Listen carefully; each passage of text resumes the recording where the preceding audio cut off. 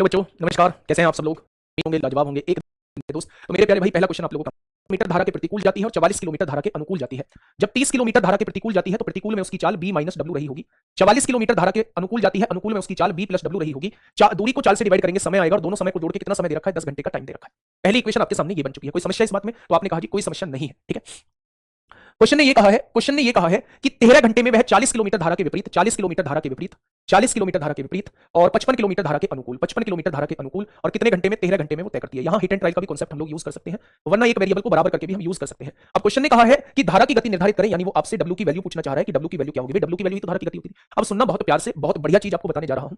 अगर मैं आपसे ये कहता हूं मेरे प्यारे दोस्त की हिट एंड ट्रायल अप्रोच लगाते हैं, ये 44 जो है वो 2 से भी कटेगा, 4 से भी कटेगा, 11 से भी कटेगा। मैंने b प्लस डब्ल्यू की वैल्यू ज्यादा होगी, b माइनस डब्ल्यू की वैल्यू कम होगी, मैंने अपने मन से ये 11 मान ली। 11 से 44 4 बार कटेगा, लेकिन लाना मुझे 10 है तो इसे 6 लाना होगा, तो b माइनस डब्ल्यू की वैल्यू 5 लेनी होगी। जब 5 से 30 को काटेंगे 6 बार कटेगा, 6 और 4 10 घंटे होता है। क्या पहली इक्वेशन सेटिस्फाई होगी? बहुत बढ़िया। जो वैल्यू रखी है वो यहां रख के देखिए, अगर यहां भी सेटिस्फाई करनी तो आपने वैल्यूज बिल्कुल सही रखी है। आपने b प्लस डब्ल्यू की वैल्यू 11 11 से काटेंगे 5 बार कटेगा, और b माइनस डब्ल्यू की वैल्यू 5 रखी है, 5 से काटेंगे तो 8 बार कटेगा। यानी कि मेरे प्यारे दोस्त, अगर 11 से काटते हैं तो 5 बार कटेगा और 5 से काटते हैं 8 बार कटेगा, यानी यहां भी 13 आ रहा है, कंडीशन सेटिस्फाई कर गई। यानी जो आपने वैल्यू मानी थी वो बिल्कुल सही मानी थी, वो बिल्कुल सही मानी थी। आपने b प्लस डब्ल्यू की वैल्यू 11 मानी है, इसी को हिट एंड ट्रायल मेथड कहते हैं, और आपने b माइनस डब्ल्यू की वैल्यू को 5 माना है, ये आपने बिल्कुल सही माना है। दोनों कंडीशन सेटिस्फाई हो रही है। तो मेरे प्यारे दोस्त, अगर मैं b की वैल्यू को पूछता हूं तो दोनों को जोड़ के आधा कर दो, 11 और 5 16 का आधा 8 हो जाएगा। और अगर मैं w की वैल्यू पूछता हूं तो 11 में से 5 गया 6 का आधा 3 हो जाएगा। तो इस क्वेश्चन का जवाब 3 किलोमीटर प्रति घंटा हो जाएगा। समस्या कहां आ जाती है? समस्या वहां आ जाती है जहां values hit and trial approach से सेटिस्फाई नहीं कर पाती हैं, टाइम बहुत लग जाता है। क्या हर टाइम जो है ऐसे दिमाग में वैल्यू आने से काम बन जाएगा? नहीं बनेगा।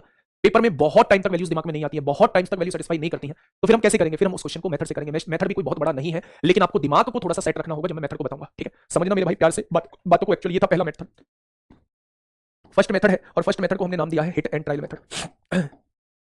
फर्स्ट मेथड को हम लोगों ने नाम दिया है hit and trial method. First method को हम लोगों ने नाम दिया है हिट एंड ट्रायल मेथड। अब देखिए मेरे प्यारे दोस्त, अब हम करेंगे कैसे, इसे मेथड से कैसे करेंगे।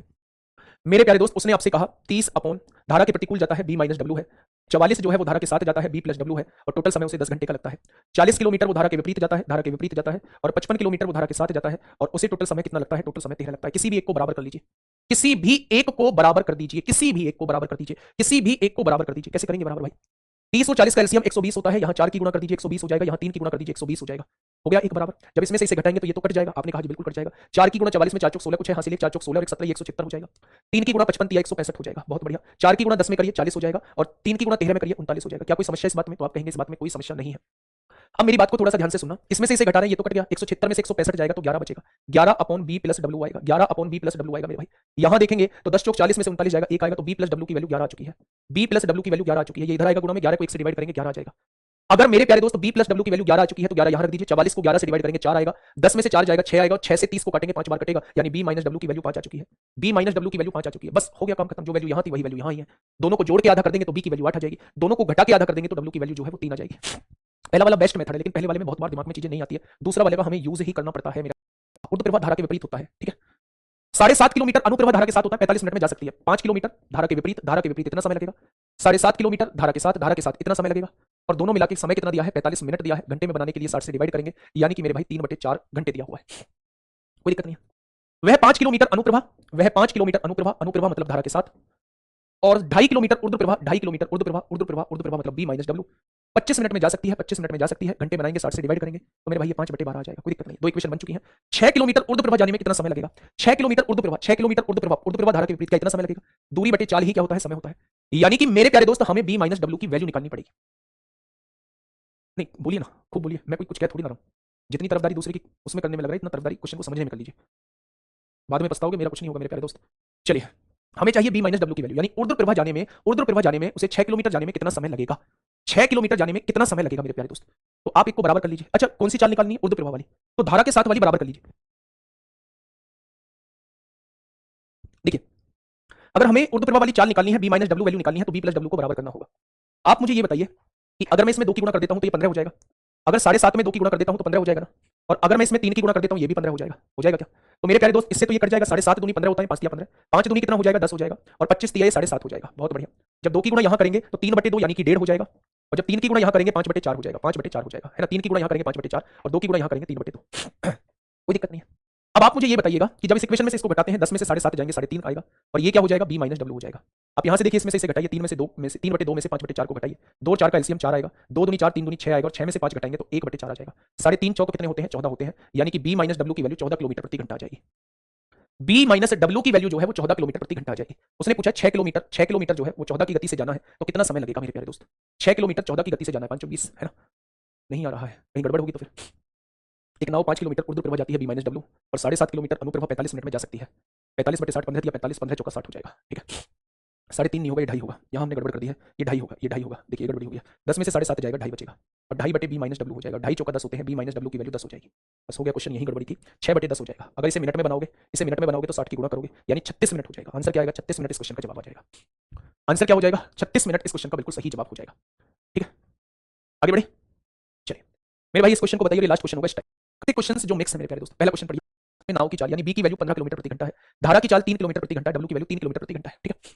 धारा की विपरीत दिशा और धारा की दिशा में दो यात्राओं को पूरा करने में लगने वाले समय के बीच अंतर अर्थात एक छोर से दूसरे छोर तक जाना और वापस आना और उसी का फिर से दोहराना 10 मिनट है। 10 मिनट है, 10 मिनट है बच्चे। तो मेरे प्यारे दोस्त अगर दो रास्ते हैं, देखिए डबल दे रखा है एंड रिपीटिंग द सेम। देखिए पहले जो है वो कह रहा है the difference in the time taken to complete two trips. Two trips मतलब एक बार गया फिर वापस आया, दूसरी बार गया फिर वापस आया, up stream and down stream, going from one end to the other end returning and repeating the same. Repeating the same का मतलब है दूसरी बार यही चीज दोहराई गई। अगर दो बार का डिफरेंस 10 मिनट है तो क्या एक बार का डिफरेंस जो है वो 5 मिनट आ जाएगा? तो आप कहेंगे जी बिल्कुल आ जाएगा 5 मिनट। क्या दोनों केस में समान दूरी तय कर रहा है? जितनी दूरी जा रहा है उतनी वापस आ रहा है। जब दूरी समान होती है तो जो चाल का रेशो होता है उसी का उल्टा समय का रेशो बन जाता है। जो चाल का रेशो होता है उसी का उल्टा समय का रेशो बन जाता है। जब बी प्लस डब्ल्यू की बात करेंगे, बी 15 है डब्ल्यू 3 है, दोनों को जोड़ेंगे 18 हो जाएगी। बी 15 है डब्ल्यू 3 है, दोनों को घटाएंगे 12 हो जाएगी। 6 3 18 यानी कि ये 2 हो जाएगा। हो जाएगा मेरे प्यारे दोस्त। अब वो आपसे कह रहा है कि छोर तक जाना और वापस आना उसी का फिर से दोहराना 10 मिनट है। दोनों के बीच का अंतर, समय के बीच का अंतर जो है वो 10 मिनट दे रखा है। मेरे हिसाब से दोनों के समय के बीच अंतर, अगर ये चाल का रेशो है तो मेरे प्यारे दोस्त समय का अंतर क्या हो जाएगा? समय का अंतर हो जाएगा 2-3। समय का अंतर हो जाएगा 2-3 हो जाएगा क्या? मेरे हिसाब से 1 यूनिट का अंतर है, उसने 10 मिनट का अंतर दिया है, यानी धारा के विपरीत कोई भी दूरी 30 मिनट में तय की जाएगी और धारा के साथ कोई भी दूरी 20 मिनट में तय की जाएगी। क्या इस बात में कोई दिक्कत? तो आपने कहा जी कोई दिक्कत नहीं है। दोनों छोरों के बीच की दूरी पूछ रहा है। धारा के साथ चाल, धारा के विपरीत चाल क्या थी? 15 में से 3 गया 12 किलोमीटर प्रति घंटा, 12 किलोमीटर प्रति घंटा। और मेरे प्यारे दोस्त 30 मिनट में मतलब आधे घंटे में कितनी दूरी तय कर लेगा? 6 किलोमीटर की। लेकिन ये 2 ट्रिप की आ रही है तो एक ट्रिप की दूरी कितनी आ जाएगी? 3 किलोमीटर आ जाएगी, आधी दूरी हो जाएगी। या फिर आप यहीं पे एक चीज कर सकते थे, कि अगर 2 ट्रिपों के बीच की दूरी 10 मिनट है तो एक ट्रिप की दूरी 5 मिनट हो जाएगी। अगर 1 बराबर 5 है तो विपरीत दिशा में चलने में 10 मिनट का समय लगेगा। 1 बराबर 5 तो 3, समान दिशा में विपरीत दिशा में 15 मिनट लगेंगे और समान दिशा में 10 मिनट लगेंगे। अब क्वेश्चन ये पूछ रहा है दोनों छोरों के बीच की दूरी बताइए। तो मेरे भाई किसी से भी निकाल लीजिए। जब समान दिशा में जा रहे हैं, अनुकूल जा रहे हैं तो चालों का योग सापेक्ष चाल 18 किलोमीटर प्रति घंटा कितने मिनट में तय कर दे रहे हैं? 10 मिनट में। इसे बना लीजिए क्या? इसे बना लीजिए मेरे भाई घंटे में, यानी कि मेरे प्यारे दोस्त 3 किलोमीटर की दूरी हो जाएगी। आप कहोगे मैं तो इस वाले समय से निकालूंगा, तो ये वाला समय तब लगता है जब धारा के विपरीत जाती है। धारा के विपरीत चाल क्या हो जाएगी? 15 - 3 12 हो जाएगी और समय कितना लग रहा है? 15 मिनट लग रहे हैं, तो घंटे में कन्वर्ट कर लीजिए, यहां भी 3 किलोमीटर आ जाएगा। मेरी बात समझ में आ गई क्या आप लोगों को?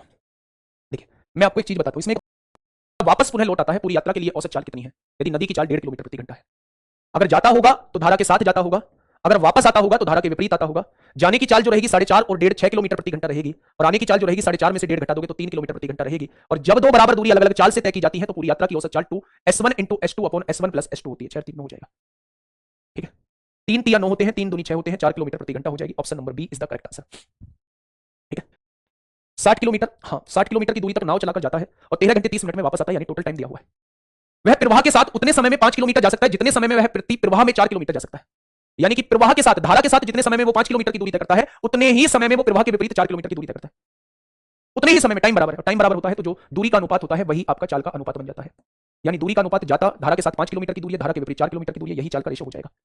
और मेरे प्यारे दोस्त आप लोगों को एक चीज पता होगी कि अगर पूरी यात्रा का समय आप लोगों को दिया हुआ है तो टोटल डिस्टेंस का फॉर्मूला आप लोग लगा सकते हैं। भाई दूरी कितनी है? 60 किलोमीटर की है। पहली चाल कितनी है? जाने की गति 5 है, आने की गति 4 है, दोनों का डिफरेंस कितना है? ए दिया हुआ है। टोटल समय कितना है? 13.5 घंटे का मतलब है 27/2 घंटे दिया हुआ है।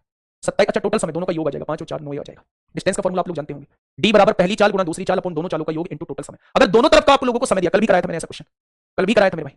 यहां से ए से ए काट दीजिए, 9 से 3 बार काट दीजिए, 2 से 2 बार काट दीजिए, 5 दूनी 10 या 60 से 60 एक बार काट दीजिए, 5 दूनी 10 10 या 30 से 60 को कितनी बार काट दीजिए? 2 बार, यानी एक ही वैल्यू 2 आ चुकी है। अब एक ही वैल्यू 2 आ चुकी है तो उसने कहा है प्रवाह की गति, एक ही वैल्यू 2 आ चुकी है तो ये वैल्यू 10 आ जाएगी, एक ही वैल्यू 2 आ चुकी है तो ये वैल्यू 8 आ जाएगी। अगर वो बोट की स्पीड पूछे, दोनों चालों का योग 10 है, दोनों चालों का अंतर 8 है, दोनों को जोड़ के आधा कर देंगे तो बोट की स्पीड 9 हो जाएगी। और अगर वो वाटर की स्पीड पूछे तो दोनों को घटा के आधा कर देंगे, 2 का आधा 1, ये वाटर की स्पीड हो जाएगी। ये वाटर की स्पीड हो जाएगी। कल भी मैंने क्वेश्चन आप लोगों को कराया था कि जब टोटल टाइम आप लोगों को दिया हुआ हो तो हम लोग कैसे जो है वो उसकी स्पीड निकाल रहे होते हैं, ठीक है भाई।